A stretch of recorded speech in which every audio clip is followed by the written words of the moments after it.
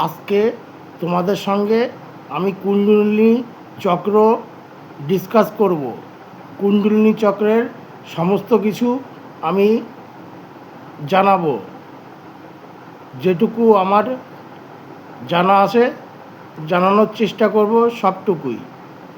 কুণ্ডলিনী চক্র আমাদের শরীরে মোট 114টি চক্র আছে। 114টি চক্রের মধ্যে 112টি আমাদের শরীরের মধ্যে থাকে, আর দুটো থাকে শরীরের বাইরে। 102টো অ্যাক্টিভ হলে বাইরের দুটো অ্যাক্টিভ অটোমেটিক হয়ে যায়। মুখ্য 7টা চক্রকে মুখ্য ধরা হয়। সেই 7টা চক্র হচ্ছে আমাদের গুদাদার, ওখানে বলা হয় হচ্ছে মূলাধার চক্র, তারপর হচ্ছে স্বাধিষ্ঠান চক্র, তারপর হচ্ছে মণিপদ চক্র, তারপরে হচ্ছে অনাহত চক্র, তারপর হচ্ছে বিশুদ্ধি চক্র, তারপর হচ্ছে আজ্ঞা চক্র, তারপর হচ্ছে সহস্রার চক্র। মূলাধার চক্রের মন্ত্র হচ্ছে লং। স্বাধিষ্ঠান চক্রের মন্ত্র হচ্ছে বং। মণিপুর চক্রের মন্ত্র হচ্ছে রং। অনাহত চক্রের মন্ত্র হচ্ছে জং।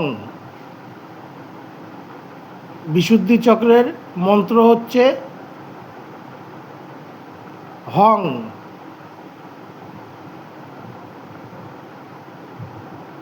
আজ্ঞা চক্রের মন্ত্র হচ্ছে ওং।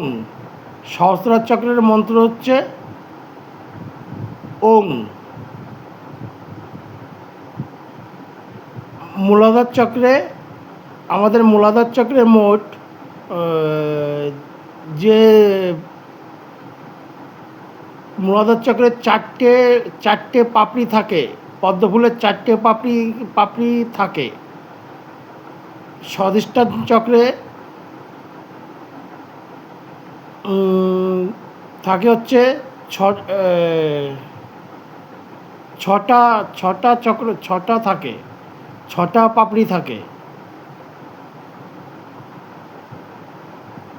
মণিপুর চক্রে 10টা পাপড়ি থাকে।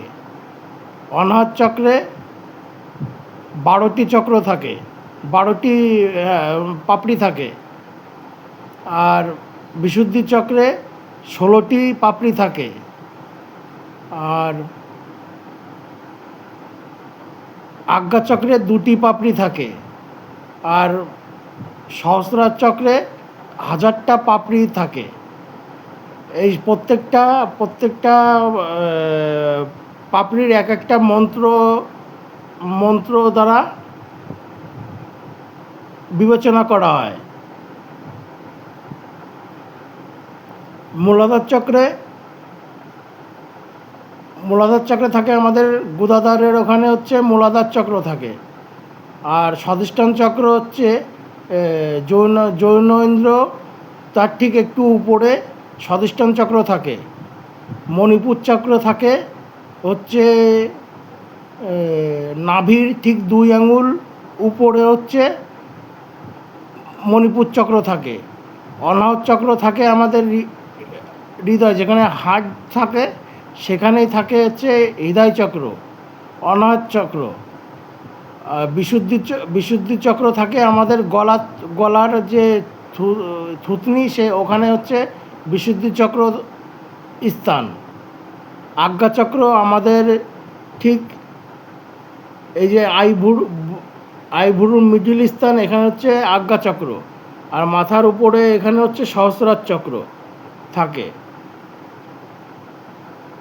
এই 7টা চক্রকে মেন ধরা হয় কুণ্ডলিনী চক্রে। আর আমাদের হচ্ছে কুণ্ডলিনী চক্রে হচ্ছে সর্পণী আকারে সুপ্ত অবস্থায়, সুপ্ত অবস্থায় মূলাধার চক্রে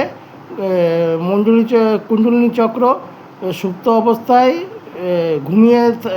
ঘুমিয়ে থাকে, সাধনার মাধ্যমে সেই শক্তিকে জাগ্রত করে মূলাধার চক্র থেকে স্বাধিষ্ঠান চক্র, স্বাধিষ্ঠান চক্র থেকে মণিপুর চক্র, মণিপুর চক্র থেকে অনাহত চক্র, অনাহত চক্র থেকে বিশুদ্ধি চক্র, বিশুদ্ধি চক্র থেকে আজ্ঞা চক্র, আজ্ঞা চক্র থেকে সহস্রার চক্রে সেই শক্তিকে, সেই মূলাধার চক্র থেকে সহস্রার চক্রে আমাদের সেই শক্তিকে জাগ্রত করতে হয়।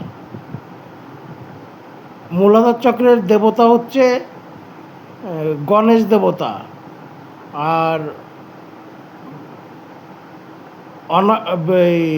স্বাধিষ্ঠান চক্রের হচ্ছে দেবতা হচ্ছে বিষ্ণু, স্বাধিষ্ঠান চক্রের হচ্ছে বোম্বা সাবিত্রী দেবী, আর মণিপুর চক্রের দেবতা হচ্ছে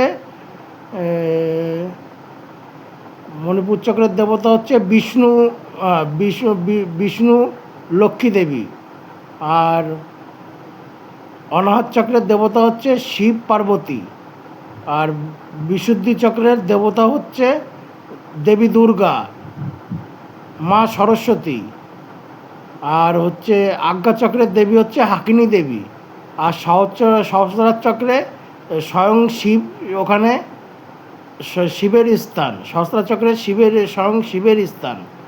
ওই মূলাধার চক্রের শক্তি সর্পণিয়া করে ঘুমন্ত অবস্থায় থাকে, সেখান থেকে তাকে জাগ্রত করে সহস্রার চক্রে শিবের সঙ্গে মিলন ঘটানোকেই শিবশক্তির মিলন বলা হয় আমাদের কুণ্ডলিনী চক্রে।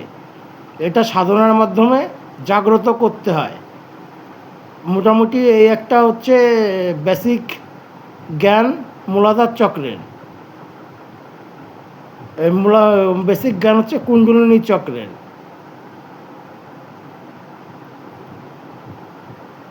কুণ্ডলিনী চক্র মোটামুটি আমাদের সাধনার মাধ্যমে জাগ্রত করতে হয়। আর কুণ্ডলিনীর অসীম শক্তি, এই কুণ্ডলিনী শক্তির সাহায্যে মানুষ যে কোনো ইচ্ছা, যে কোনো সব কিছু প্রাপ্ত হয় এই কুণ্ডলিনী শক্তির সাহায্যে।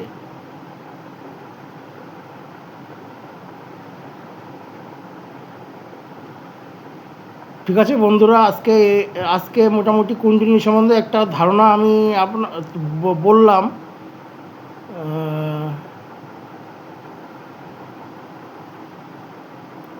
আজ এই পর্যন্তই।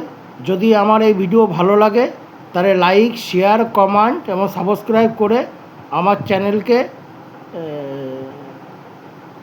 আরও এগিয়ে যেতে সাহায্য করো। এইটুকু বলে আজকে আমি কুণ্ডলিনী চক্র এখানেই